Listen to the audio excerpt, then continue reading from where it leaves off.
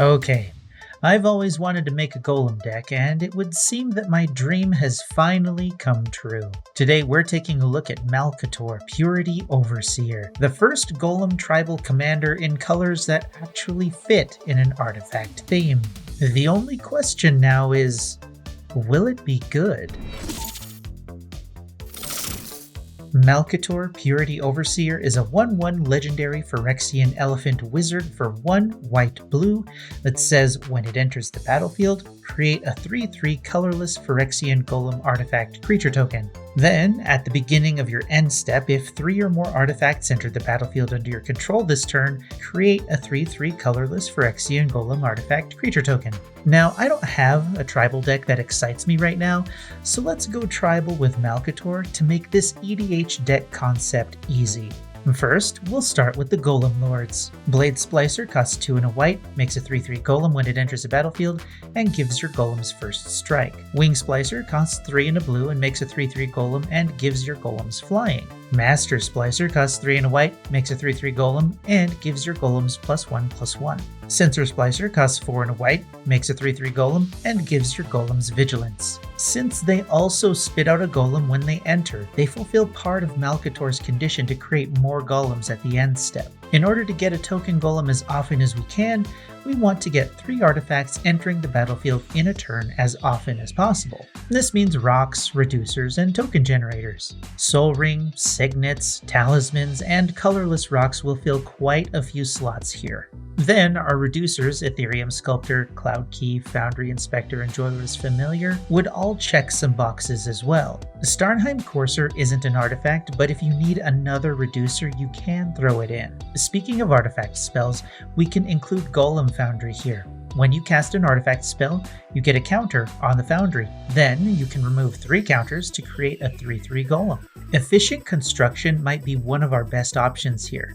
It's an enchantment for 3 and a blue that says whenever you cast an artifact spell, create a 1/1 Thopter with flying. Turning all of your artifact spells into a 2-for-1 deal will make it much easier to trigger Malcator. Karn, Living Legacy, is a planeswalker for 4 that will create a Power Stone token, which is an artifact for free, and that Power Stone can be used to cast your artifact spells also. You'll have to untap with it first, but that's not such a bad deal for the free artifact as long as Karn can stick around. Mechanized Production is a flavor win that actually wins the game.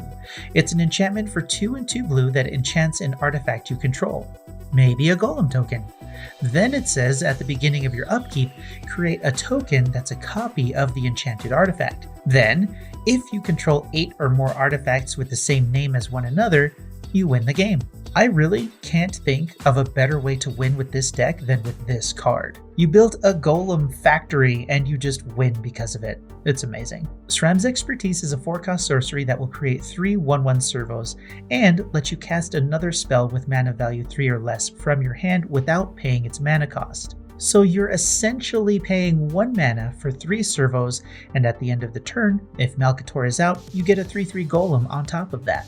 As for non-token golems, there are quite a few options available, but since it's an older creature type, we end up with a lot of them that feel underpowered for the effect they have on the field. Some of the better options are Arcbound Reclaimer, which comes onto the battlefield with 2 1/1 counters on it, and you can remove a counter to put a target artifact card from your graveyard on top of your library. Solemn Simulacrum is a no-brainer.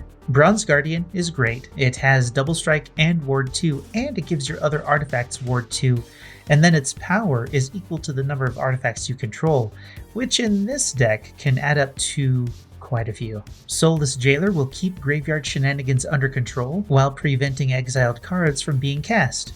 This actually includes Foretell, Suspend, and Impulse Draw. Basalt Golem is interesting. It says it can't be blocked by artifact creatures. Whenever Basalt Golem becomes blocked by a creature, that creature's controller sacrifices it at the end of combat. If they do, they create a 0/2 colorless wall artifact creature token with Defender. Glassdusk Hulk could be a very big threat for your opponents. It's a 3/4 for 3 white-blue that says whenever another artifact enters the battlefield under your control, it gets +1/+1 and can't be blocked until the end of turn.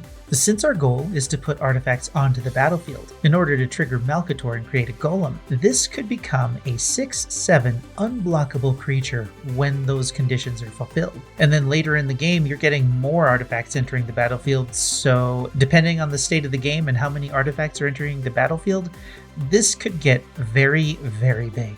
Then we have the filler golems. These are the generic golems that you can put in the deck if you have a spot and nothing better to put in that fits with the tribe. And since we're talking about generic things, why don't you hit that like button and sub to the channel if you like what you see so far and don't want to miss any more in the future. Only about 6% have done that already, but it would really help the channel grow if you changed that. Thanks. Since many of the other golems in this list are inefficient, we want to buff them further to make them more effective in combat. Chief of the Foundry, Master of Ethereum, and Tempered Steel will make all of your artifact creatures bigger. Bloodforged Battle Axe might be a funny include here, since it buffs your golems and will create artifact token copies of itself exponentially, also fulfilling the requirement for Malcator to make another golem. Leonine Abyss, Padim Console of Innovation, Fountain Watch, and Crypto Thrall will all give your artifacts hexproof, which can be handy when you want to protect your bigger golem threats. Might Overseer does an impression of a golem splicer by creating 1/1 mites and giving creature tokens you control +1/+0 and first strike during your turn. Cyberdrive Awakener is pretty cool here. It's a 4/4 flying construct that gives your other artifact creatures flying, and it turns all of your non-creature artifacts into 4/4 creatures until end of turn. So all of the rocks and tokens you've been making can help you close out a game if you find an opening to swing. Alternatively, if you're running the bounce strategy, you can bounce this to make that big swing multiple times. Then we have all of the cards that will buff creatures that aren't just artifacts, like Inspiring Leader or Archetype of Courage. For the tribal version of this deck, I want to limit the number of non-artifact spells in the deck, since the goal is to make golems by having artifacts enter the battlefield. But this idea will change depending on the strategy you end up choosing for this commander. For the rest of the slots in the deck, you simply add in your best card draw, removal, and tribal support, since those cards often remain the same between all decks of similar colors and themes. All in all, Malcator is a very simple deck with an equally simple strategy in a tribe that hasn't had much time in the spotlight without an on-color commander to lead it. I'm sure there are cards that I didn't think about or mention that would actually work with this deck better, or a different strategy that would be more effective, but this is what I have for now. Let me know what you think of this Malcator Purity Overseer concept deck in the comments below, and how you decided to build it if you did. Like the video if you liked the video, dislike it if you disliked it, and until next time, I'm Space Coconut, and you're welcome.